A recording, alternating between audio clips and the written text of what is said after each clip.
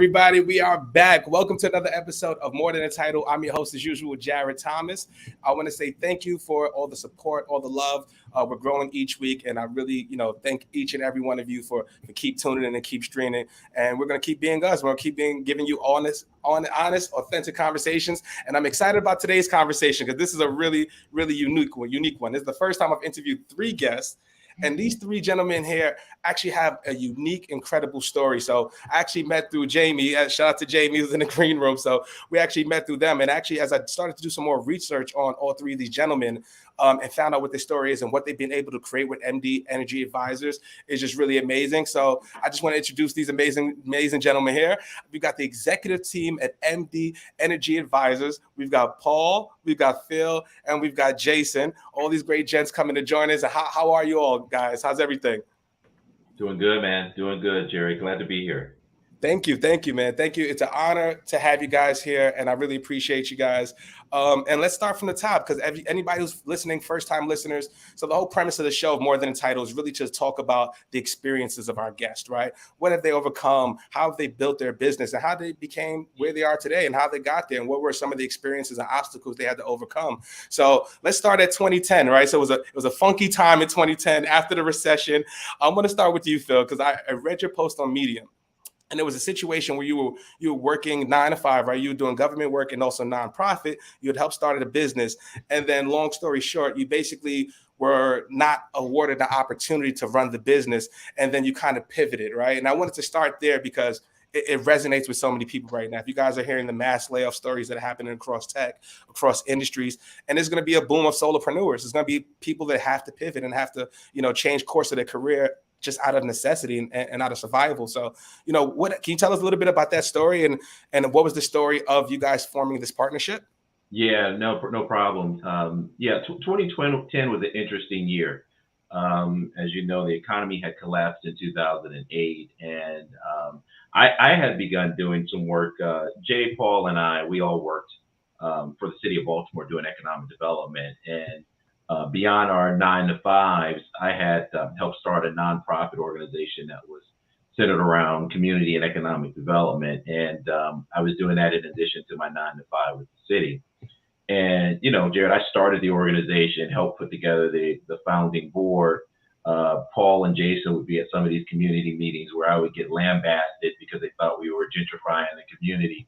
I just knew that, okay, this was going to be my next step in my career. I had come out of banking and done years in banking, had then went to economic development with the city. And then I was going to lead this nonprofit organization. And the mayor at the time for the city decided to go in a different direction. And so, it was one of those moments where I was like, okay, I thought I birthed the baby. They'll give me the opportunity to take care of the baby. But not so much.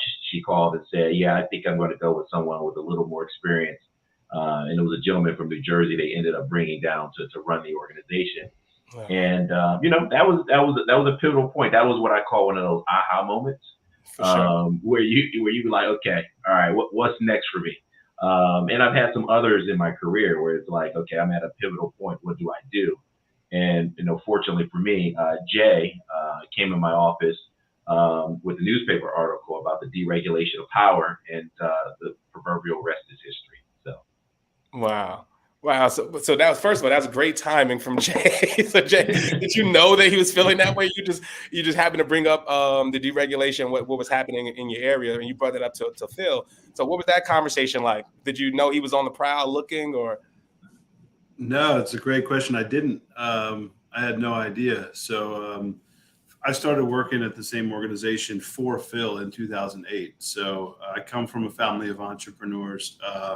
Father, grandfather, did a stint in banking and a stint in real estate development.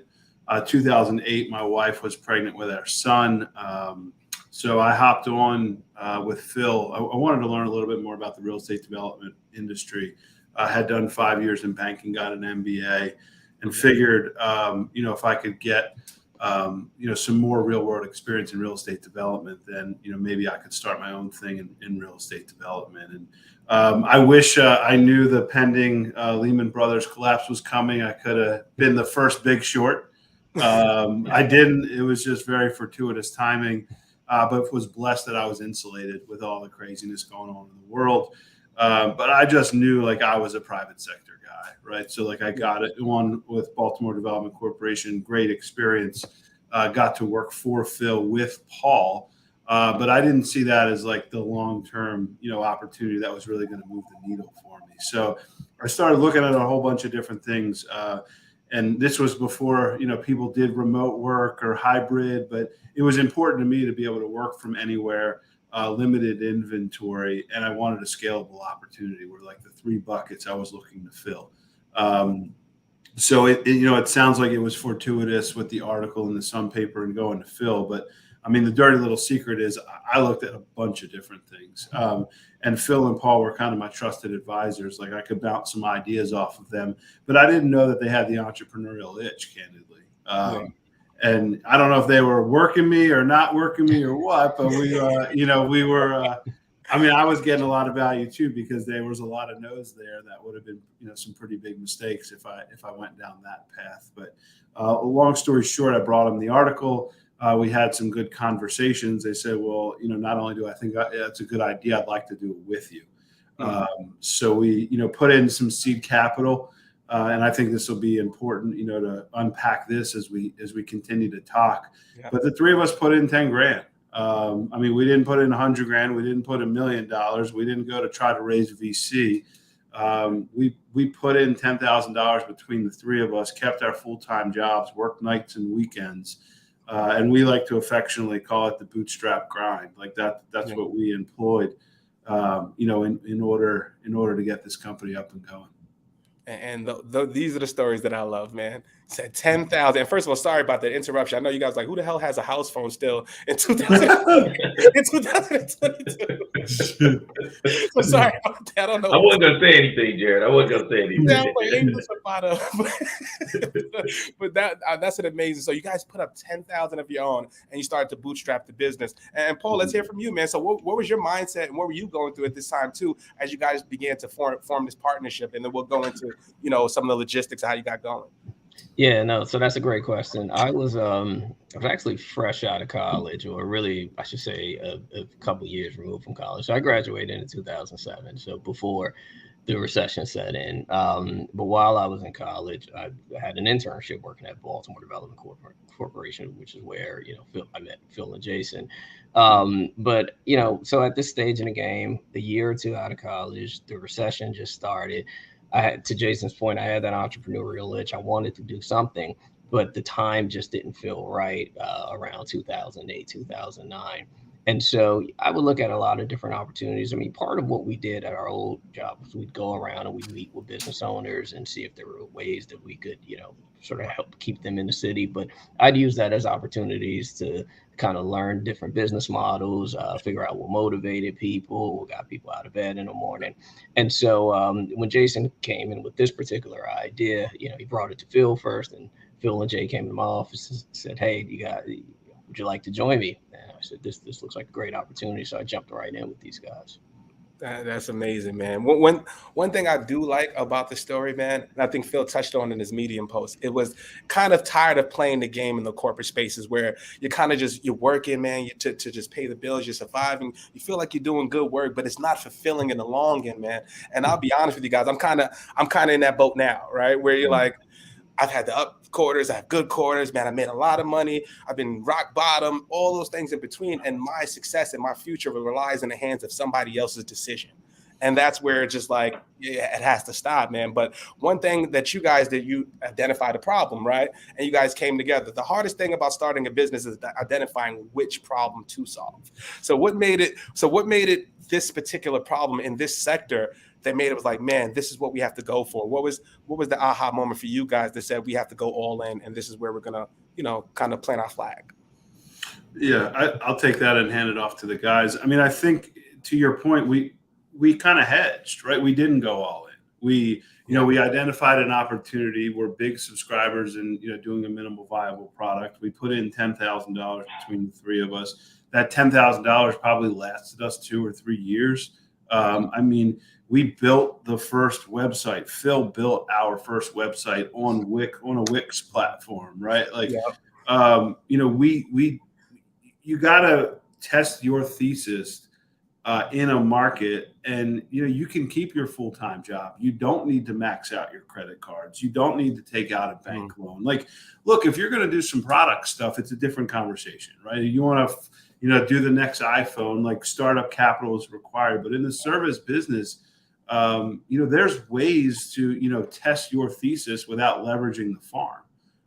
And I think that's what gets lost in this a lot. It wasn't easy. Like 12 years later, we can cheerlead, bootstrap, grind all we want, but it was humble beginnings, and it was humble middle, and sometimes still a little humble. But I think that's what gets lost in a lot of this is I even had somebody the other day who just exited their company I was having a drink with, and he asked me a question that kind of resonated with. He's like, "Are you cash flow positive?" And I thought about that for a couple minutes. I'm like, we are self-funded organization with no venture capital. If we weren't cash flow positive, I wouldn't be in a position to have a conversation with you right now, right? Of course we're cash flow positive. You have to be. So I think, you could tell I'm passionate about this stuff, but I think, we looked at a lot of different things. It was scalable, limited inventory, allowed us to work from anywhere. We could stretch this, $1.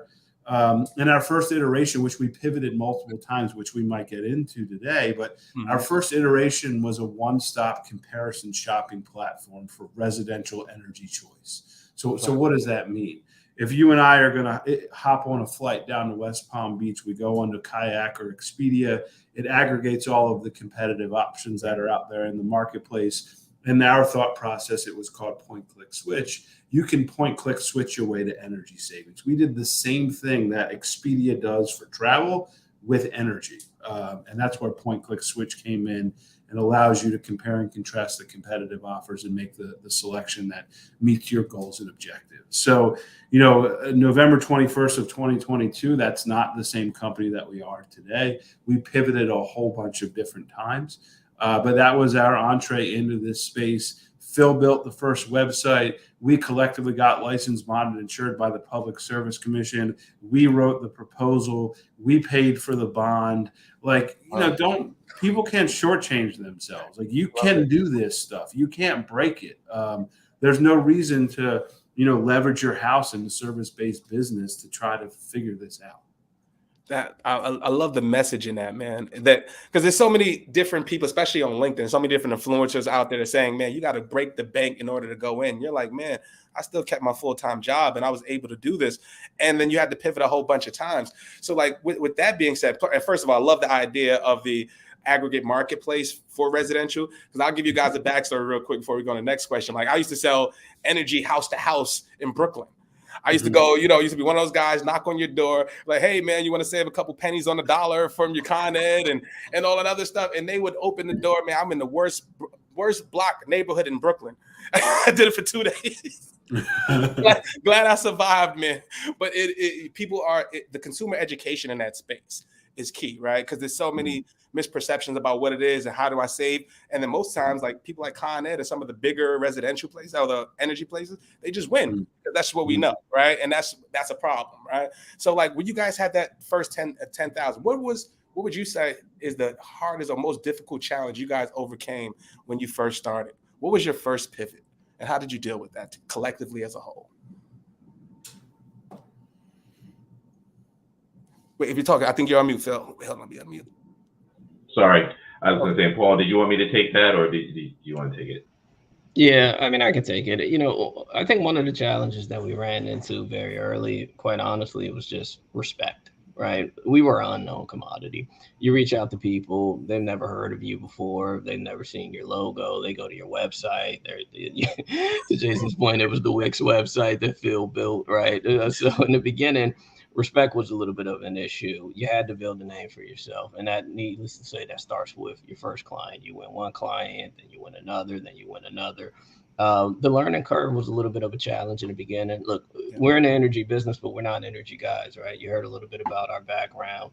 none of it had anything to do with electricity or natural gas, right? So we were sort of building a plane while we were flying it, and at the same time, an unknown commodity, right? So you could just sort of imagine, some of the hurdles that we had to jump over throughout the process. But I'd say those were probably the two biggest areas in the beginning that was difficult: the learning curve and just being an unknown commodity. Totally. And then once again, it goes back to consumer education, brand awareness. And then like early in the early days is mostly referral work, right? Once you do the good work, then your client rolls in and you have that pool of leads and talent and a flow that you actually can forecast to say you're going to be successful. But also like on another part, like, so you guys had the 10,000, you guys started the business, like, right? Like what are some other things that you guys like, I'm trying to think of the best way to word this, right? So what were the early days of you guys getting your brand out there? Because for me, I'm a marketer guy. I'm a sales guy and a marketer. To give you guys some background, I started on LinkedIn out of survival, right? I was tired of sending 1,000 emails out to people like you guys, and you guys are like, who the heck is Jarrett? F you. And it's like, I don't know. He thinks he knows my business. He doesn't know. And I'm sending 1,000 of these emails out, and I get one person to book a meeting, and it's a pity. You might have liked my name, you might have liked something in my messaging, but you're nowhere near ready to buy. And I was like, man, what ways can I build my own pipeline? And then what it was for me, guys, was me just telling my story. And I was 20 years old working at Starbucks and BBQ smelling like ribs. And I was doing this. And my first kid is coming on the way. Same year as you, Jay, 08. So I'm like, holy shit, the recession's coming too. What am I going to do? I can't be serving these ribs no more. And then I found a way into tech, man. And then from there, I started my first sales gig and then stayed there. I was the top seller for the first first 8 quarters of me working there. And it was me just finding a niche and just working the heck out of them phones, man, and learning as I grew, man. So that's kind of how it worked for me. So what was that early process for you guys, right? Because there was no, like, LinkedIn was still there. There's no real social media like that. You probably could do in local papers. Like, what was that process like of getting your name out there? Because I'm pretty sure you made some big bets, and you're like, damn, we can't measure this stuff, and we can't track this, and we can't do that. Well, there were a couple things that we did, man. It's so interesting. Like, before there was a Jamie, there was Phil, Paul, and Jason, just trying to shop stories to various newspapers. So we would, go and try to send a press release to various newspapers, talk about energy prices, try to get featured in those, publications and those types of things. So we did a lot of work like that. Paul and I would go door to door, putting little sticky notes on people's doors, like it was like the UPS person, to say call, or visit, pointclickswitch.com in order to save some money on your energy bill. Postcards, the little Vistaprint postcards. We did postcards, door to door. We got dogs. Get out of my store. I don't want your energy. We got it all, man. So we were kind of young and ambitious and hungry. I think that's what it is. So we tried everything, and the one thing that you touched on that I think is super important for your viewers and listeners is that, that customer service was our true breakthrough as it relates to our marketing. It's really wowing that customer so that customer could then go tell another customer, so then you can build that way. And that was better than any type of, social media, direct mail, door-to-door campaigns, is when you can kind of come in the door, warmly refer from an existing client and say, I work with these guys. They're the real deal. You need to give them a shot. There's no sales. It's just what's the value proposition for that next particular customer and how much you could possibly save them. So that's a key piece I think a lot of people miss, is how do you create your own, your clients to be your evangelists and provide you testimonials for future clients. Yeah. And I think to add to that, so you kind of asked earlier about our pivot, right? So, we started selling aggregate, choice platform, Expedia of energy, residential energy only. And then just a couple of lessons we learned, like School of Hard Knocks, that if we can help anybody listening, I think the first thing is, like, the cost to acquire a customer was really, really high, and the margin was really, really low, right? So that's not a winning formula, right? So, we pivoted from residential to commercial. Like, we learned the energy business. You can competitively buy your residential energy just like you can on the commercial side. So that's really helpful. We made that pivot. We didn't have to worry about cost to acquire if you have someone that represents hundreds of thousands of square feet of real estate, like you can spend a little bit more money to acquire that customer in order to convert them and make it back. So I think that's one thing to be razor focused on, whatever business you're in, is like, what is your cost to acquire from, SEO, SEM, or time, right? Like, are you spending a whole lot of time, energy, and effort to acquire a customer, and there's not going to be any payback on that customer? So the first pivot within the organization was from that residential to commercial. We've widened the offering since then, which we can touch on. But I think that was the first pivot. And then I think it comes down to 3 words: solve a problem. That's right? It. Like, what problem are you solving? And then you got to listen to your customers. Like, don't make the assumption of the problem that you need to solve. If you ask the right questions, there's a lot of great books out there. And I think this was pretty helpful for growing our business, just like the question-based selling approach, right? If you have the opportunity to speak to your customer within your target market, if you ask the right questions, they'll give you the answers, right? Like, but you got to ask the right questions, and then you need to listen, right? And if you ask pointed questions, guide the conversation, and listen, they'll give you the answer. They'll give you the go-to-market strategy. They'll give you what you should be focusing on. You just got to be intentional with the questions you ask and be a great listener. Jay, that's gold, man. That's my arena selling 101 right there. So I love what you're saying. And I say that to sellers all the time, man, right? But the way we're trained in sales is to go after high value, like fluffy questions, budget, authority, need, decision making. And it's like, for somebody like yourself, man, how can you solve my problem? And do you understand my business? That's all I want to know. And if you go through or gear your questions towards that strategy, discovery is going to open up. And then what you do in today's era, you create content and proactively answer those questions. So when you are going to make a sale, you already come to me, you're top of mind. And then just a quick little session, what you said too was actually really good, is with customer acquisition. So for anybody listening, like you said, for any of your paid marketing efforts or even organic, that is the course it takes to acquire a customer. And what you do to really calculate that is basically what you've paid for that customer and your lifetime value of that customer. And that's how you know if you have a profitable customer. So like in those back in the days, that's when like direct mailers, lead gen, you get the lead, the direct form page, the one landing page, and then you put in your email, and then you have no clue if they're going to convert from there. And now it's even crazier because the customer journey has changed so much. So what you were saying is gold, and I love that aspect of it.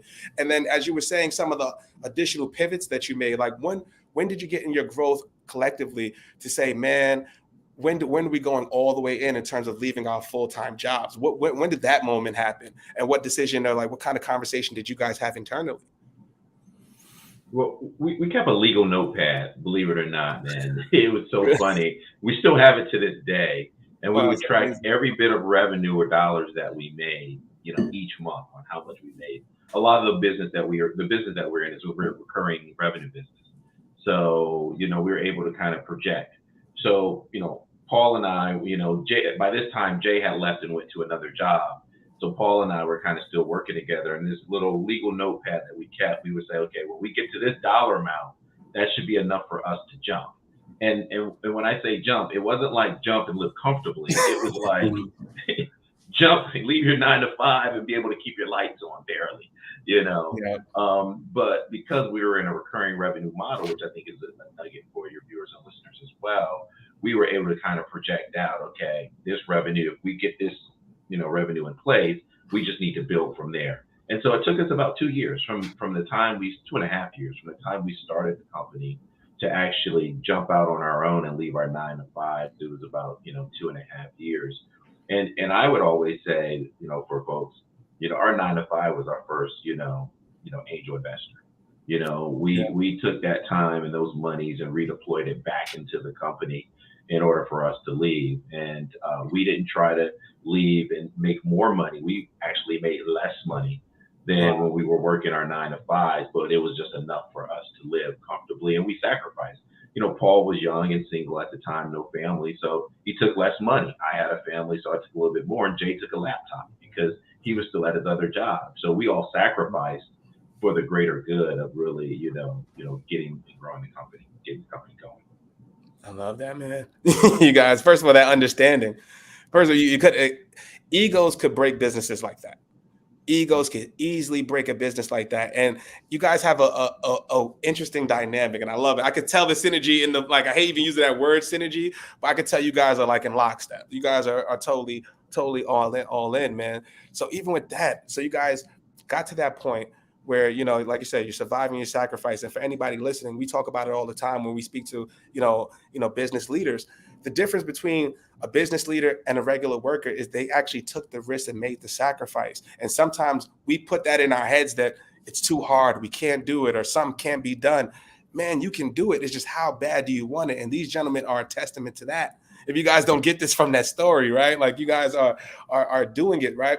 So I would love to know now, because you guys know what's going on with the economy, right? So as business owners, you're seeing what's happening, what's going on.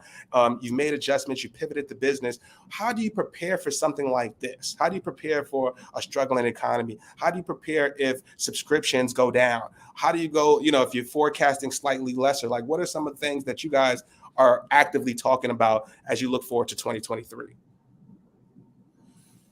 Yeah, I think it's how a couple of things. I think to Phil's point, do you have a recurring revenue model or not? Yeah. Are you and what is your forecasting, right? Yeah. So you're at November 21st, you're moving into the first of the year. Like, are you starting next year with a recurring, if you're in the life insurance business or the financial advisory business, like, are you starting the year knowing that, this is what your recurring revenue model is going to be, and this is how much money you're going to make? Are you starting the year from zero and you have to go get everything, right? So, we to continue to pull the thread all the way through on our story, and I think it'll exemplify or answer the question rather that you're asking. We started resi, we pivoted to commercial, right? So we built that. You have a modest success there with a recurring revenue model, which is helpful to cover overhead. So we have that's in our commercial solutions company. We have a utility solutions company where we staff engineers and business development professionals to the rebate programs around the country. So we have commercial solutions. We broker electricity and natural gas and do energy efficiency and solar projects.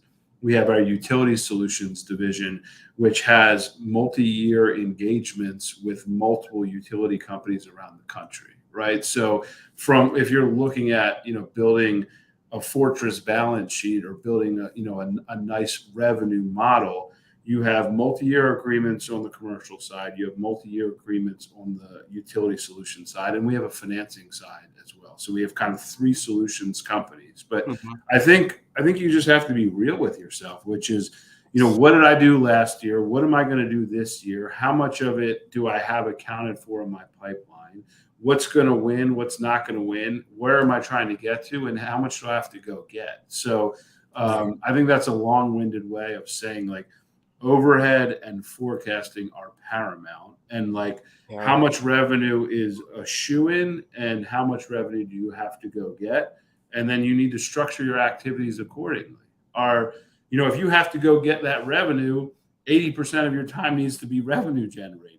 If you need to close on the deals that you have in front of you, 80% of your time needs to be focused on closing those opportunities. So I think it's just being very real with, what the headwinds could potentially be, and to the best of your ability, accurately forecasting, and then divvying up your time accordingly. Is my advice. No, that's a great point. I'm sorry, Phil.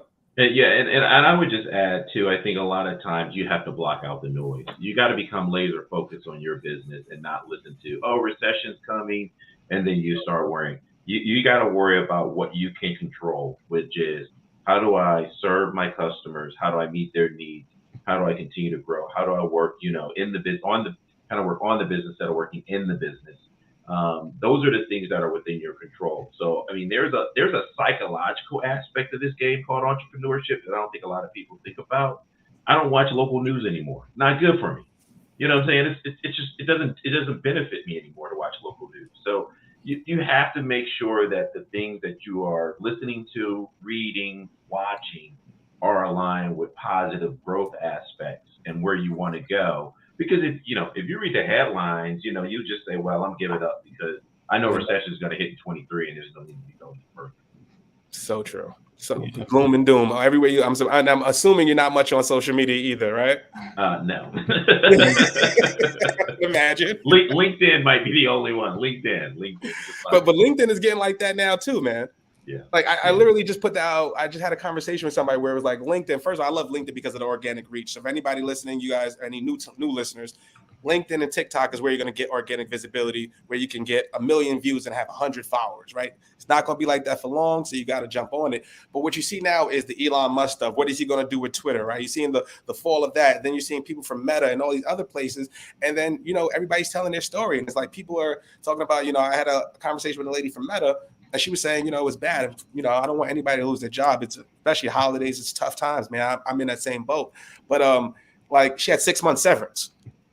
And I'm like, man, I just came from a place where, they gave me a month and told me goodbye. And we love you, Jay. You know what I mean? And that's just what it is. And now I've got to figure it out. So it just, you see all those things. I just put a post up about the same thing, right? Like you got to alleviate the noise because my journey is going to be completely different from you guys, right? And you guys are on a specific journey and you're laser focused on that. So with that, that's what I really, take away from that. And I love that, man. So with that being said, like I'm going to be an entrepreneur myself. Like I'm actually starting my business. I'm doing LinkedIn courses and digital courses right now, built out OTB Digital. And I would love to hear from you guys. Like what advice would you give to myself and other entrepreneurs that are looking to grow their business in this time right now? Like what are some things that you would advise me to do, man? Or, like, hey, Jarrett, man, don't make a left here, bro.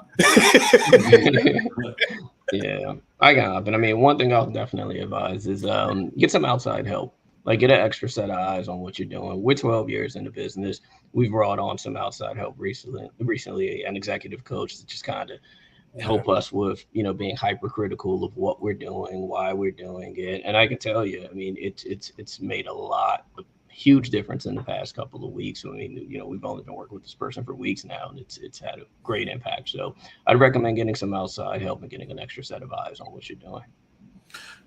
Yeah, and I think from a tactical standpoint, to Paul's point, like if you and I do view it this way: if you have the luxury of building a business from the ground up, I mean, there's so many. I don't know if I could do it again. You got to be a little crazy, right? Like, and I was a little younger, a little thinner, and had a little bit more hair when we started this thing. But you kind of move through this. But you have the luxury of building the business. I would take some time and figure out where do you want to be in 5 years? Where do you want to be in 10 years? How should you build your book of business? Who should you go after and why? I mean, there's definitely, a longing to want to run the revenue, right? And I get it. You got to turn it, but who do you want to work with? We subscribe, you had a little fun with your language out. We subscribe to the no assholes policy, right? Like you don't want to bring those people into your organization, right? Because you have to deal with them. Your colleagues have to deal with them. Like you're just perpetuating a problem. So I think, figure out who your target market is, be steadfast with who you want to call on and stick to your knitting. Like it's really easy to run to the revenue.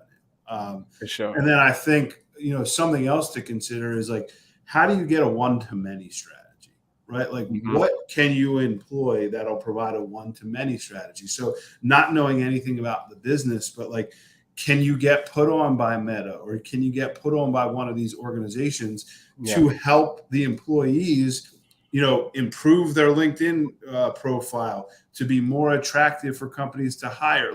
Is there a way where hey, you're laying off 10,000 people. Why don't you help and give these people a little bit of soft landing? I'm the guy in order to do it. I'll help, refine their LinkedIn profile, get them more marketable versus, cost of acquisition, going for that individual one of 10,000 person who did get laid off. Is there an opportunity to get a one-to-many strategy? I think that's something that I would consider. Absolutely. Scalability, man. And you guys also mentioned something too, with the diversity piece of it, right? And hiring, right? You have a no assholes policy, right? So are you guys physically doing the hiring still? You have people to help with that? And how do you make sure that people don't kind of get through that, right? Because I'm kind of dealing with that right now. And that's what made me shift to the business, right? Where I've maybe talked to 25, 30 businesses. And I'm speaking to young 25, 26-year-olds, right? I'm 34 years old. I'm like, man, I'm generating 2 million impressions on LinkedIn and this and that. I've sold $2 million without a cold call. And you appreciate that, Jay. Like, I sold 2 million at an agency without a cold call. It was strictly from LinkedIn and building up the brand and all that stuff. And I'm trying to get a sales job now. And I'm like, what the hell am I thinking? Why am I talking to the 25-year-old that's like me that doesn't understand it or understand the real value versus speaking to somebody like yourself where you could be like, man, I could plug and play Jarrett here. I understand he's more than sales. He could do marketing and those other things, right? So what are some things that you guys look at when you make hiring decisions, right? How do you guys look for people in the industry, outside the industry? Do you think it's a good blend of both? Like, how do you guys would approach that? Number one rule, Jared, for us is be a good human being. Like, That's it. be a good human being. You know, we look before we get to your paper and your credentials and where you went to school or what you did previously. You know, show up, A, on time, and just have a little bit of humility in your approach. And you kind of know it. So we do use like an outside recruiting firm, but the three of us, meet everyone who comes in the organization. Like, no one comes in the organization without meeting the three principles of the organization. So it's A, be a good human being.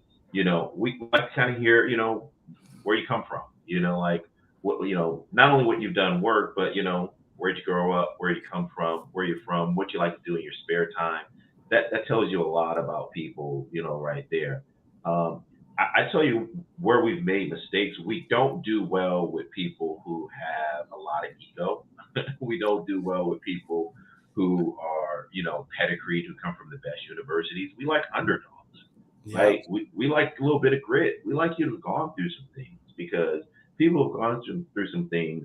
It's almost like when we've all been in some relationships before where you had a girlfriend or a boyfriend. It wasn't a good relationship, but then the next person comes around and they're like, wow, this is great. I didn't know this even existed. Yeah. That's the culture that we want to foster for an organization. That, how are your kids doing? How's your mom doing? How are you feeling? Like, it's a culture of just respect of people beyond TPS reports, metrics, and things like that. That's so true, man. So true, man.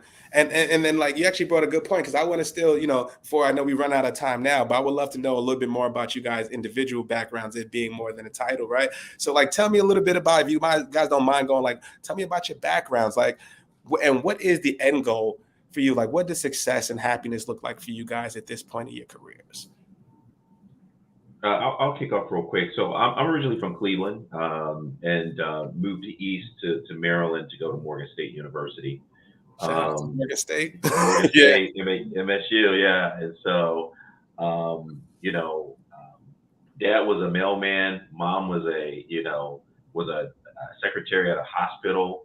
Like, we come from humble beginnings, and really, but my parents instilled in me hard work. So that's one of the things that I've always enjoyed, hard work. And I always wanted to solve, at least for my family, the wealth creation dilemma. It has avoided my family forever, since we've been in this country. And so I'm trying to be the first millionaire in my family. And that's what I'm trying to solve for. That's my goal.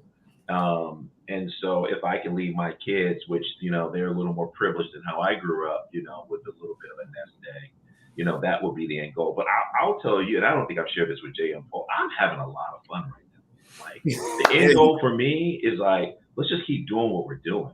Like, I'm hearing these stories about people exiting businesses and they're lonely and miserable and they don't have any work. Like, I'm having fun right now. The company is growing at a record pace. We're having a good time. And I'm just going to enjoy the journey while I'm here. So, love that, man. Love that, man. And are you the first business owner in your family? Yes. Yes. Oh, man. Yeah. I'm a lot of firsts in my family, man. I love that, man. Because I felt that so much, man. Because as of last week, I'm the same. I'm the first one out of 4 or 5 generations in my family, man, to have a business. My dad worked 2 jobs, man. Worked from 9 in the morning to 11 at night for 27 years to put me through Catholic school. Mom's was assistant principal, man. I was in the streets. I was bullshit. I went to Catholic school, got kicked out, went to public school, had to do 2 years in one, had a kid early, man. And it was looking shaky at first, man. But now to see the look in their eyes, to see what I'm doing, I'm talking to people like you guys, man. I'm killing it in tech space, man. And that's what matters to me too, man. It's just like showing my family I could do something. What are my boys seeing right now? Yeah. You know what I mean? Can I leave that nest egg? And really what happiness right now, man, freedom, you mentioned it, man. Doing what you want, when you want, with the people you love, man. And that's what really matters. And you're doing what you want to do. And a lot of people don't talk about this when it comes to successful businesses, but that's so true what you said about the exit. Like once you exit a business, that's your baby. You know what I mean? That's your baby. And like, how do you fulfill that purpose? How do you fill that void? And it's like, do I start the next thing? And then you get that imposter syndrome. What if the next thing fails? I was good at this last thing. You know what I mean? So many different things. So you hit on some good points, man. And I love that, man. And Jay and Phil, I mean, Paul, would you guys, are you saying similar to Phil with that, man? We'd love to hear you guys' perspective. Yeah, no, definitely 100% similar. So I grew up in the DC area. Mom was an immigrant. Dad was, ex-military, went to school at Morgan State, similar to Phil. But for me, the end goal, really, it's about building something special, right? No one's going to be on this planet forever. You're going to leave here at some point. And when you leave, you want to leave something special behind. And that's leaving something special behind for your family, but also just leaving something special behind for people outside your family, right? You build a company, a place of employment, a place where people can show up every day and really love what they're doing. I mean, that's to me, that means a lot. And the freedom that comes along with that is priceless as well, right? So it's not about the dollars. It's just about it's about building something special. It's about having freedom. I mean, that's where it's at for me. Yeah. And I'm curious, I want to ask you two, before I begin to you, Jay, but for Paul and Phil, the impact is big on me too, especially in my neighborhood, man. Like, I actually it was a crazy story. I went to, people I know from the neighborhood, never left the neighborhood in 30 years, man. Pulled me aside like 3 days ago, man, Jay, man, I'm thinking about doing a podcast. I want to do this and that. I'm like, oh, bro, I've never seen you. Like, I'm getting you to think differently. And that means something to me. And that means like the world to me. So how do you guys measure impact? Yeah, that's a really good question, man. It's so hard. You never know you never know who's watching you. But there's so many people watching you and kind of admiring you from afar. I think for me, I'm pretty, I give a lot of time to various organizations, and go back to Morgan and speak to the School of Business and Entrepreneurship School. Like, my goal would be to create other entrepreneurs. And so, one thing I would say for you, Jarrett, you got all this talent that's coming to you, every week. That should be your advisor pool right there. I mean, you used to say, I'm going to call Phil for this. I'm going to call, Paul for this, Jason for this, Michael, whoever you interviewed and spoke to. Those should be your board of advisors for your next step in your career.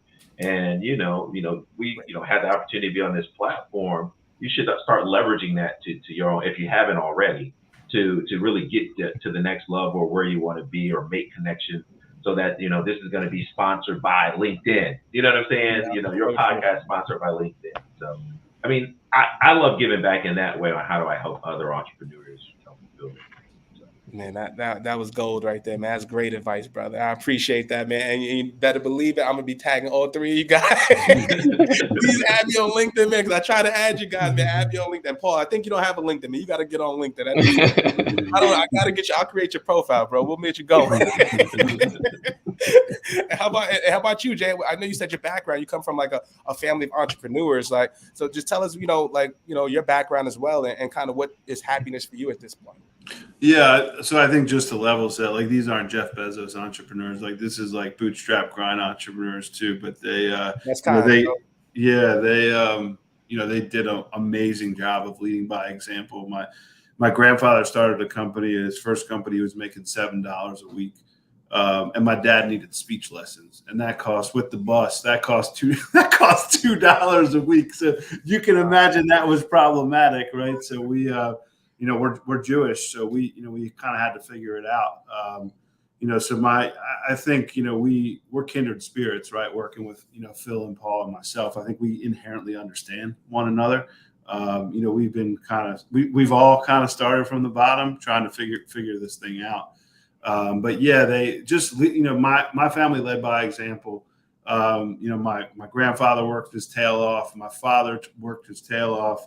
I was, provided with, some private school opportunities because of the work that my father had done. And for me, it was, I can't be the generation that takes a step backwards, right? Like my grandfather started making $7 a week, and my dad needed speech lessons at $2. And my dad, pressed it and got me, some good opportunities with sound education and ran a company and led by example. Like, I can't be the generation that takes a step backwards. So that's like, I mean, if you ask me what pushed me through the last 12 years and, you know, trying to figure this whole thing out, like, I don't want to be remembered that way. You know, I want to be remembered as, you know, the generation. And my children, you know, I have 2 children. They both are in private school right now. That was super important to me. I didn't know 36 months ago how I was going to make that happen or if I was going to be able to make that happen. But I don't want to be that generation, you know, that takes a step backwards. So that's what fuels me.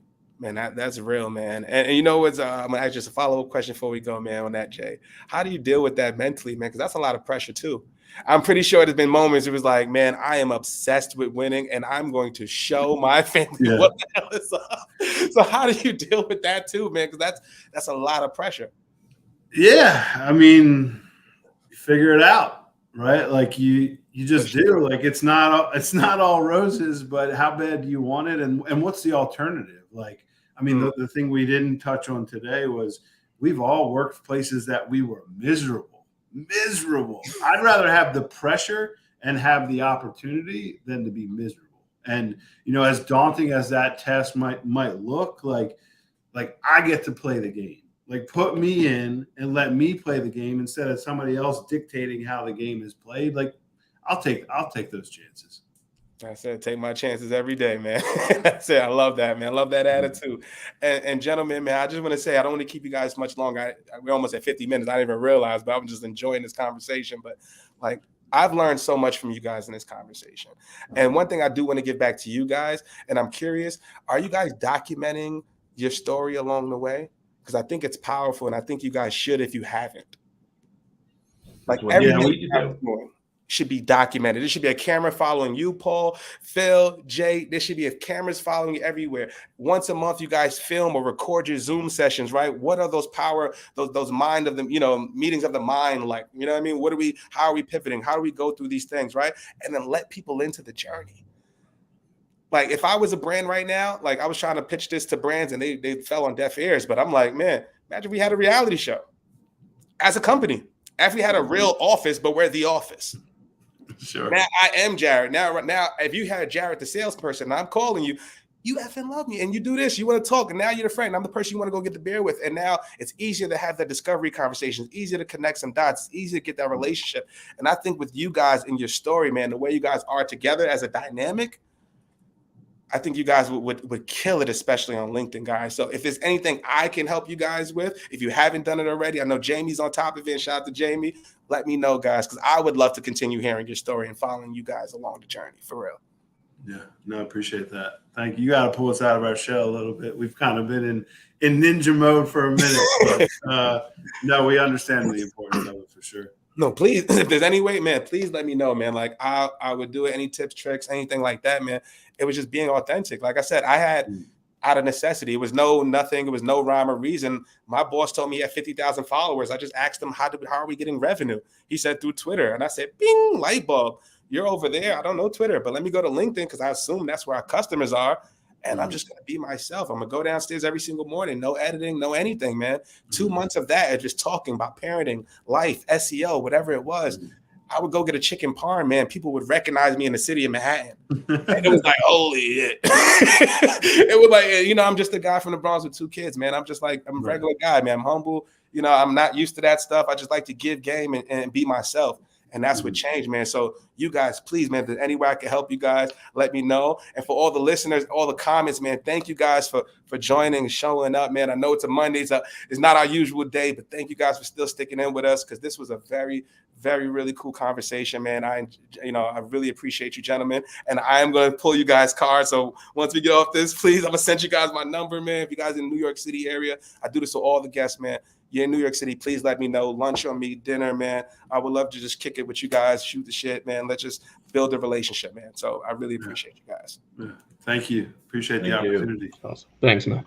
Absolutely. And for everybody listening, we're going to see you guys next week. We've got first of all, happy Thanksgiving to all, right? So we got Thanksgiving. Matter of fact, let's end it on that note. Man, what are we grateful for?